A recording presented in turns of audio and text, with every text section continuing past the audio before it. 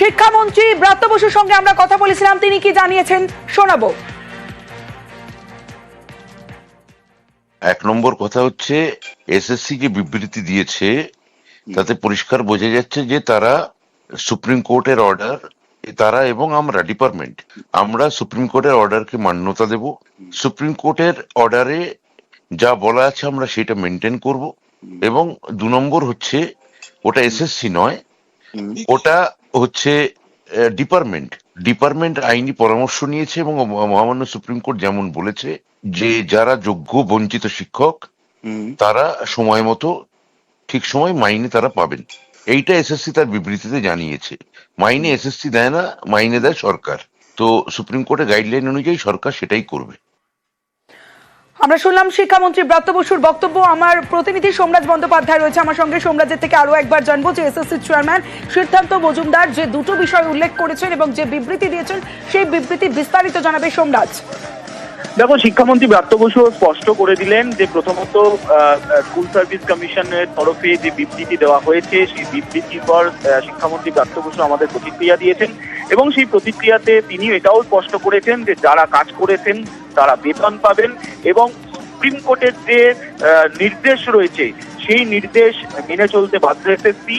এবং এই যে দুটি বিষয় নিয়ে আজকে স্কুল সার্ভিস কমিশন দুটি পয়েন্টে তাদের তরফে অবস্থান জানানো হয়েছে, এই যোগ্য এবং অযোগ্যদের তালিকা এবং পাশাপাশি যারা বিক্ষোভ করছেন তাদের উদ্দেশ্যে এসএসসি চেয়ারম্যান সেই বিবৃতি দিয়ে প্রথমত দুটি পয়েন্ট জানিয়েছে যে 2016-র যে নিয়োগ প্রক্রিয়া সেই নিয়োগ প্রক্রিয়াকে কেন্দ্র করে সুপ্রিম কোর্টের যে অর্ডার সেই অর্ডার মানতে তারা বাধ্য এবং দ্বিতীয়ত যারা কাজ করেছেন যে শিক্ষক শিক্ষিকারা তারা নিয়ম ও পদ্ধতি মেনেই সেই শিক্ষক শিক্ষিকাদের বেতন দেওয়া হবে।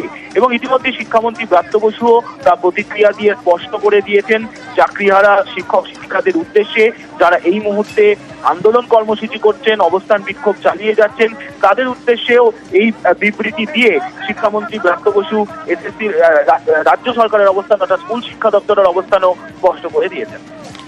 বেশ সোমরাজ, অর্থাৎ স্কুল সার্ভিস কমিশনের তরফ থেকে বিবৃতি দেওয়া হয়েছে, সেই বিবৃতিতে দুটো পয়েন্ট উল্লেখ করা হয়েছে। সুপ্রিম কোর্টের যে নির্দেশ সেই নির্দেশ তারা মেনে চলবে এসএসসি এবং যারা কাজ করেছেন তারা বেতন পাবেন। আর এসএসসির এই বিবৃতি নিয়ে শিক্ষামন্ত্রী ব্রাত্য বসু কি বললেন শোনাবো আরো একবার।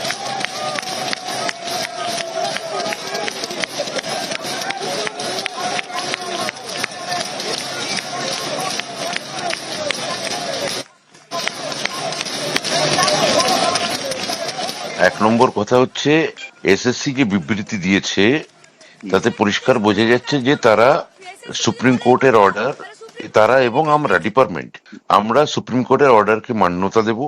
সুপ্রিম কোর্টের অর্ডারে যা বলা আছে আমরা সেটা মেনটেন করব।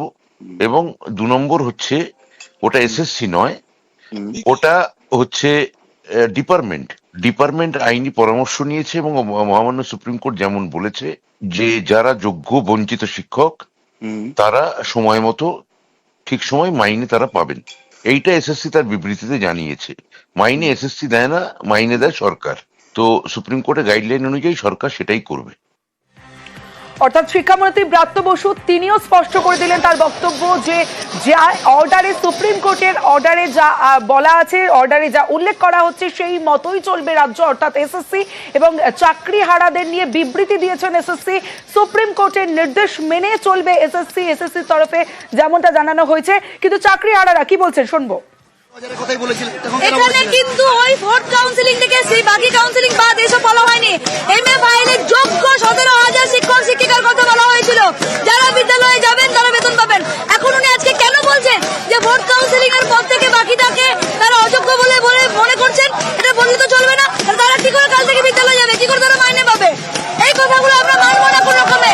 তারা চুরি করেছে, দুর্নীতি করেছে, আমরা দায় নেব না। এখনো পর্যন্ত অযোগ্যগুলো, চোরগুলোকে বাঁচানোর জন্য তারা এসব করছে, যোগ্যদের বলে দিচ্ছে। আমরা হতে দেবো না। আমার নাম রূপা কর্মকার। চাকরিহারা রূপা কর্মকার তারা স্পষ্ট জানিয়ে দিলেন যোগ্য অযোগ্য তালিকা প্রকাশ করতেই হবে, অযোগ্যরা যেন কিছুতেই না চাকরি পান এবং যোগ্যদের চাকরি কোনোভাবেই যেন না যাওয়া হয়। এবং সকাল থেকেই একটা টানাপোড়েন চলছিল এবং যোগ্য অযোগ্য তালিকা প্রকাশের কথা বলা হয়েছে এবং তালিকা প্রকাশ হয়নি। অবশেষে রাতে বেতন নিয়ে, শিক্ষকদের বেতন নিয়ে বড় ঘোষণা করলো স্কুল সার্ভিস কমিশন। যারা কাজ করেছেন তারা স্যালারি পাবেন এমনটাই, অর্থাৎ তারা বেতন পাবেন যারা কাজ করেছেন, এবং সেই ঘোষণা করলেন এসএসসির তরফ থেকে। অন্যদিকে এবং তার পাশাপাশি স্কুল সার্ভিস কমিশন সেটাও জানিয়ে দিয়েছে যে সুপ্রিম কোর্টের যে নির্দেশ, সেই নির্দেশ মেনে মান্যতা দিয়ে চলতে বাধ্য এসএসসি, এমনটাও জানানো হয়েছে বিবৃতিতে স্কুল সার্ভিস কমিশনের তরফে। সোমরাজ রয়েছে আমার সঙ্গে। সোমরাজ, দেখো, স্কুল সার্ভিস কমিশনের তরফে স্পষ্টভাবেই জানিয়ে দেওয়া হয়েছে। প্রথমত যে স্কুল শিক্ষা দপ্তর এসএসসি কে জানিয়েছে যে যারা কাজ করছেন তাদেরকে নিয়ম ও পদ্ধতি মেনেই বেতন দেওয়া হবে, অর্থাৎ শিক্ষকদের যারা কাজ করছেন তাদেরকে নিয়ম ও পদ্ধতি মেনেই রাজ্য সরকার বা রাজ্য স্কুল শিক্ষা দপ্তর বেতন দেবে। এবং দ্বিতীয়ত, সুপ্রিম কোর্টের যে অর্ডার 2016 নিয়োগ প্রক্রিয়াকে কেন্দ্র করে, সেই নিয়োগ প্রক্রিয়াকে কেন্দ্র করে সুপ্রিম কোর্টের যে অর্ডার রয়েছে সেই অর্ডার মেনে চলতে বাধ্য এসএসসি। এই দুটি পয়েন্ট এসএসসির তরফে এসএসসি চেয়ারম্যান সিদ্ধার্থ মজুমদার বিবৃতি দিয়ে জানিয়েছেন। এবং সেই বিবৃতি দেওয়ার পর শিক্ষামন্ত্রী ব্রাত্য বসু আমাদের কাছে স্পষ্ট করেছেন যে প্রথমত এসএসসি বিবৃতি থেকে এটা স্পষ্ট যে এসএসসি সুপ্রিম কোর্টের আইন এবং রায় মেনে চলতে বাধ্য। আর দ্বিতীয়ত, বেতন দেয় রাজ্য স্কুল শিক্ষা দপ্তর, সেক্ষেত্রে রাজ্য স্কুল শিক্ষা দপ্তর আইনজীবীদের থেকে পরামর্শ নিয়েছে এবং আইনজীবীদের থেকে পরামর্শ নেওয়ার পর এটাই দেখা যাচ্ছে যে যারা কাজ করছেন তারা নিয়ম ও পদ্ধতি মেনেই বেতন পাবেন, অর্থাৎ যে শিক্ষকরা নিয়ম ও পদ্ধতি মেনে কাজ করছেন তাদেরকে বেতন দেওয়া হবে। শিক্ষামন্ত্রী ব্রাত্য বসুও তা স্পষ্ট করে দিয়েছেন। অর্থাৎ এসএসসি চেয়ারম্যানের তরফেও নির্দিষ্টভাবে দুটি পয়েন্ট উল্লেখ করে তার অবস্থান স্পষ্ট করা হয়েছে এবং তারপর শিক্ষামন্ত্রী সঙ্গে থাকো। মনে হচ্ছে তার দায় আমার, এটা বলতে হবে, কারণ না হলে আজকে আমি অযোগ্য হয়ে যাব, আমার চাকরি চলে যাবে, সবাই বলবে টাকা দিয়ে পেয়েছি আর আমরা সেটা মেনে নেব, এটা কখনোই হতে পারে না। দেখুন, বেতন পাবো এখন এই আন্দোলনের ভয়ে হয়তো বলে দিচ্ছেন যে বেতন পাবো, পরবর্তীতে যেই বাড়ি চলে যাব তখন বলবে সুপ্রিম কোর্টের রায়, যোগ্য অযোগ্য আলাদা হবে, অযোগ্যদের টার্মিনেট করতে হবে, এবং বলছে অযোগ্যদের লিস্টে নাকি যোগ্যরাও চলে আসছে। তাহলে সেটা মেনে নিয়ে আমরা বাড়ি চলে যাব? মুখের কথাই মানি না, আমাদের লিস্টও চাই, সার্টিফাইড করে দিতে হবে, একজন যোগ্য যেন বাদ না যায়, ওএমআর পাবলিশ করতে হবে এবং অযোগ্যদের ইমিডিয়েটলি যেগুলো সুপ্রিম কোর্টে সাবমিটেড তার টার্মিনেট করতে হবে, না হলে আমরা ফিরছি না।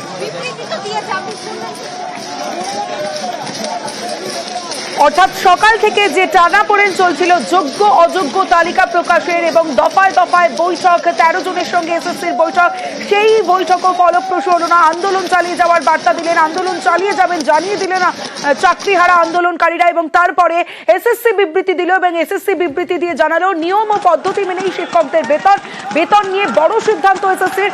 অন্যদিকে এসএসসি এটাও জানিয়ে দিল যে বিবৃতি দিয়ে জানিয়েছে স্কুল সার্ভিস কমিশন যে সুপ্রিম কোর্টের যে নির্দেশ সেই নির্দেশ মেনেই চলতে এসএসসি। কিন্তু যারা চাকরিহারা আন্দোলনকারীরা তারা তাদের সিদ্ধান্তে অনড়। তারা জানিয়ে দিলেন যতক্ষণ না পর্যন্ত যোগ্য অযোগ্য বাছাইয়ের লিস্ট দেওয়া হবে ততক্ষণ তারা তাদের আন্দোলন চালিয়ে যাবে।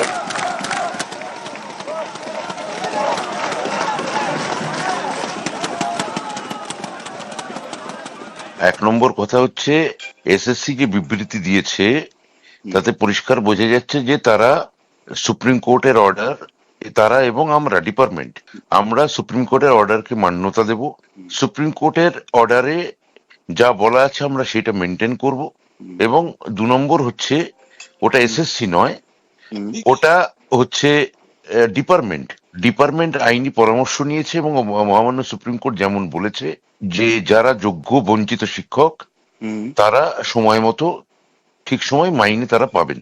এইটা এসএসসি তার বিবৃতিতে জানিয়েছে। মাইনে এসএসসি দেয় না, মাইনে দেয় সরকার। তো সুপ্রিম কোর্টের গাইডলাইন অনুযায়ী সরকার সেটাই করবে।